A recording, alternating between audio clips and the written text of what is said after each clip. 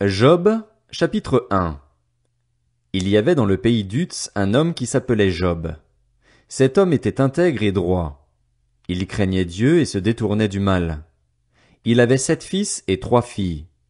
Il possédait 7 000 brebis, 3 000 chameaux, 500 paires de bœufs et 500 ânesses. Il avait aussi un très grand nombre de serviteurs. Cet homme était le plus important de tous les nomades de l'Est. Les fils de Job se rendaient visite les uns aux autres et organisaient, chacun à tour de rôle, un festin.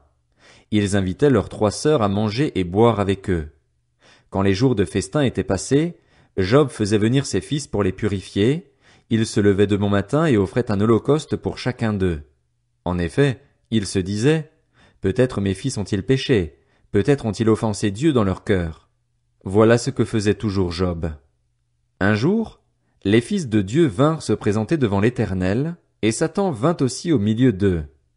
L'Éternel dit à Satan, « D'où viens-tu » Satan répondit à l'Éternel, « De parcourir la terre et de m'y promener. » L'Éternel dit à Satan, « As-tu remarqué mon serviteur Job? Il n'y a personne comme lui sur la terre. C'est un homme intègre et droit. Il craint Dieu et se détourne du mal. » Satan répondit à l'Éternel, « Est-ce de façon désintéressée que Job craint Dieu? Ne l'as-tu pas entouré de ta protection, lui, sa famille et tout ce qui lui appartient? Tu as béni le travail de ses mains et ses troupeaux couvrent le pays. Mais porte donc la main contre lui, touche à tout ce qui lui appartient, et je suis sûr qu'il te maudira en face. » L'Éternel dit à Satan, « Voici tout ce qui lui appartient. Je te le livre. Seulement, ne porte pas la main sur lui. » Satan se retira alors de la présence de l'Éternel. Alors qu'un jour les fils et les filles de Job mangeaient et buvaient du vin chez leur frère aîné, un messager arriva vers Job et lui dit, « Les bœufs labouraient et les ânesses broutaient à côté d'eux. Des Sabéens se sont jetés sur eux et les ont enlevés. Ils ont tué les serviteurs à coups d'épée et je suis le seul à avoir pu m'échapper pour t'en apporter la nouvelle. » Il parlait encore lorsqu'un autre messager arriva et dit, « La foudre est tombée du ciel, a embrasé les brebis et les serviteurs et les a dévorés. Je suis le seul à avoir pu m'échapper pour t'en apporter la nouvelle. » Il parlait encore lorsqu'un autre messager arriva et dit, « Des Chaldéens répartis en 3 bandes se sont précipités sur les chameaux et les ont enlevés. Ils ont tué les serviteurs à coups d'épée et je suis le seul à avoir pu m'échapper pour t'en apporter la nouvelle. » Il parlait encore lorsqu'un autre messager arriva et dit, « Pendant que tes fils et tes filles mangeaient et buvaient du vin chez leur frère aîné, un grand vent est venu depuis l'autre côté du désert et a frappé contre les 4 coins de la maison. Elle s'est écroulée sur les jeunes gens et ils sont morts. Je suis le seul à avoir pu m'échapper pour t'en apporter la nouvelle. » Job se leva alors, déchira son manteau et se rasa la tête. Puis il se jeta par terre, se prosterna et dit, « C'est nu que je suis sorti du ventre de ma mère, et c'est nu que je repartirai. L'Éternel a donné et l'Éternel a repris. Que le nom de l'Éternel soit béni. » Dans tout cela, Job ne pécha pas, il n'attribua rien d'inapproprié à Dieu. Job, chapitre 2. Un autre jour, les fils de Dieu vinrent se présenter devant l'Éternel, et Satan vint aussi au milieu d'eux pour se présenter devant l'Éternel.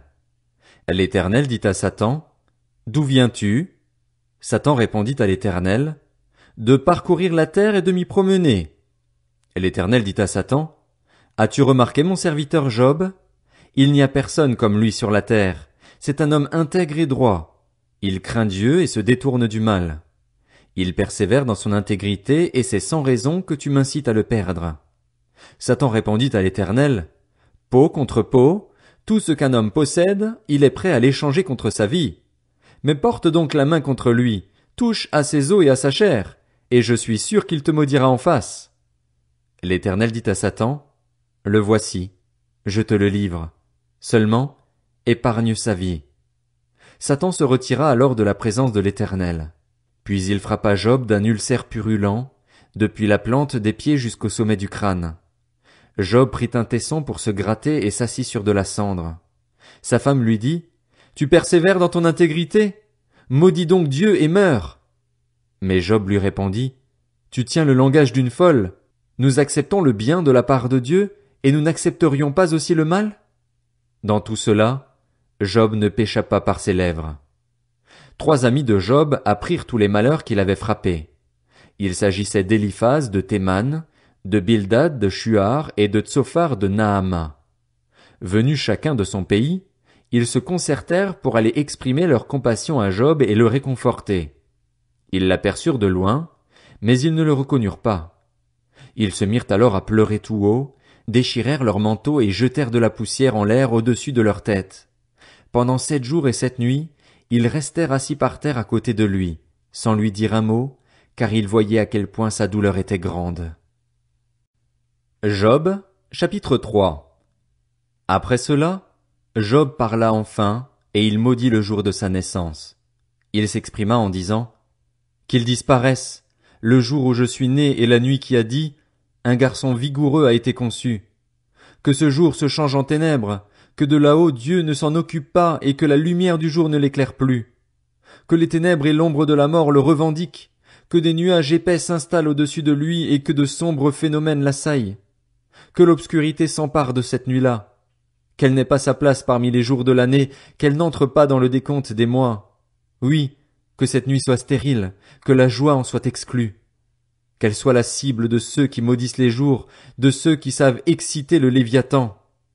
Que les étoiles de son crépuscule s'obscurcissent, qu'elle attende sans succès la lumière et ne voit pas les lueurs de l'aurore. En effet, elle n'a pas fermé les portes du ventre qui m'a porté pour m'empêcher de connaître le malheur. Pourquoi ne suis-je pas mort dans le ventre maternel? Pourquoi n'ai-je pas expiré au sortir du ventre de ma mère? Pourquoi ai-je trouvé des genoux pour m'accueillir et des seins pour m'allaiter? En effet, maintenant je serai couché, tranquille, je dormirai en ce moment, en plein repos, avec les rois et les conseillers de la terre qui se sont construits des monuments aujourd'hui en ruine, ou avec les princes qui possédaient de l'or et qui accumulaient de l'argent dans leurs maisons. Ou bien, comme l'enfant mort-né qui est resté caché, je n'existerai pas, pareil aux tout-petits qui n'ont pas vu la lumière. Là, les méchants cessent de s'agiter, là se reposent ceux qui sont fatigués, sans force.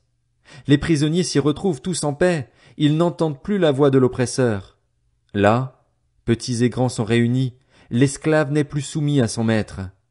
Pourquoi Dieu donne-t-il la lumière à celui qui souffre, la vie à ceux qui connaissent l'amertume, qui attendent sans succès la mort et la recherchent plus qu'un trésor, qui se réjouiraient, tout heureux et ravis, s'ils trouvaient le tombeau, à l'homme incapable de savoir où aller et que Dieu cerne de tous les côtés?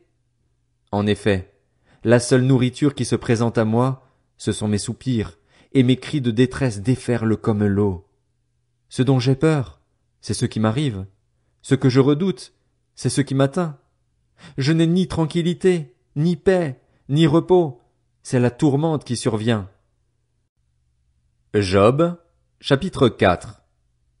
Éliphaz de Théman prit la parole et dit: Si l'on tente de te dire un mot, le supporteras-tu? Mais comment serait-il possible de garder le silence? Tu as donné de nombreux avertissements, tu as fortifié les bras qui se baissaient, tes paroles ont relevé ceux qui trébuchaient, tu as affermi les genoux qui pliaient, et maintenant qu'il s'agit de toi, tu es abattu. Maintenant que tu es atteint, tu es bouleversé. Ta crainte de Dieu ne devrait-elle pas être ton soutien? Ton espérance? N'est-ce pas l'intégrité de ta conduite? Cherche donc dans ton souvenir, quel est l'innocent qui est mort? Où a-t-on vu disparaître les hommes droits? Pour ma part, voici ce que j'ai vu. Ceux qui labourent l'injustice et qui sèment le malheur en récoltent les fruits. Ils sont détruits par le souffle de Dieu, ils sont exterminés par le vent de sa colère. Le lion a beau rugir, le fauve a beau gronder, les dents des lionceaux sont brisées. Le lion meurt faute de proie et les petits de la lionne se dispersent. Une parole est arrivée furtivement jusqu'à moi, et mon oreille en a perçu les sons légers. Au moment où les pensées sont agitées par les visions de la nuit, quand un sommeil profond tombe sur les hommes, j'ai été saisi de frayeur et d'épouvante et tous mes os ont tremblé. Un esprit est passé près de mon visage, tous les poils de mon corps se sont hérissés. Quelqu'un se tenait là. Je ne le reconnaissais pas. Une silhouette était devant mes yeux. Il y a d'abord eu un silence, puis j'ai entendu sa voix. L'homme pourrait-il être juste devant Dieu? Pourrait-il être pur devant celui qui l'a fait? Si Dieu ne peut faire confiance à ses serviteurs, s'il trouve des défauts chez ses anges, ce sera d'autant plus le cas pour ceux qui habitent des maisons d'argile aux fondations posées dans la poussière et qui peuvent être écrasés plus vite qu'une mythe. Il suffit d'une journée pour les briser. Ils disparaissent définitivement et personne n'y prête attention. Le cordage de leur vie est-il coupé? Ils meurent sans avoir acquis la sagesse.